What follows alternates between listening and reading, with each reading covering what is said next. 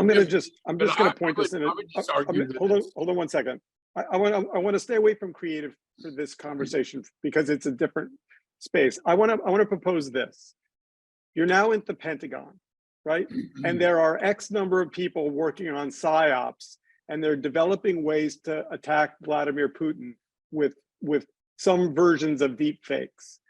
Are there 3 people in a basement office, or is it 3,000 people, or is it how many, like how big an effort is the US government using today to develop effective digital weapons to essentially end the war in Ukraine by manufacturing something horrific and untrue? But that's not how it's going. I mean, with I spent 6 years in the intelligence community, and so I will tell you I have no guilty knowledge, but I can tell you just with my knowledge of how the world works, like that is not what the government is putting 3,000 people on, is like, how do we generate a deep fake to end the war in Ukraine?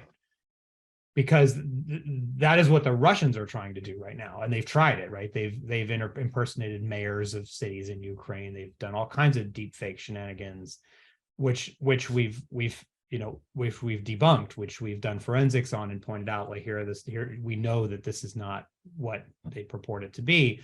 And that's a version of narrative control, right? Is getting out ahead of these things and pointing out when, I mean, that's what we did leading up to the invasion, right? We told everyone, here's what they're going to do next. They're going to put out a propaganda video with a fake false flag attack and et cetera, and was maintained narrative control the entire time.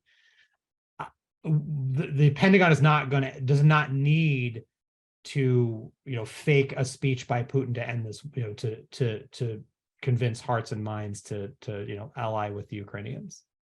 Like, so that I tell you, that is undoubtedly not happening. What they're putting 3,000 people on is rapid response capability to call out when the Russian side does that.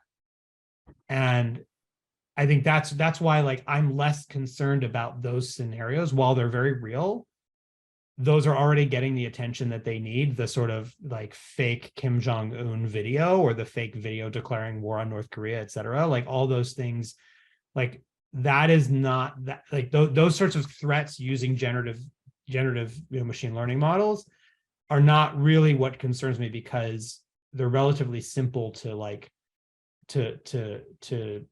interact with at a kind of institutional level. It's that larger degradation of the information environment where just random people on the street don't know or believe anything they read or hear anymore, that I think is the really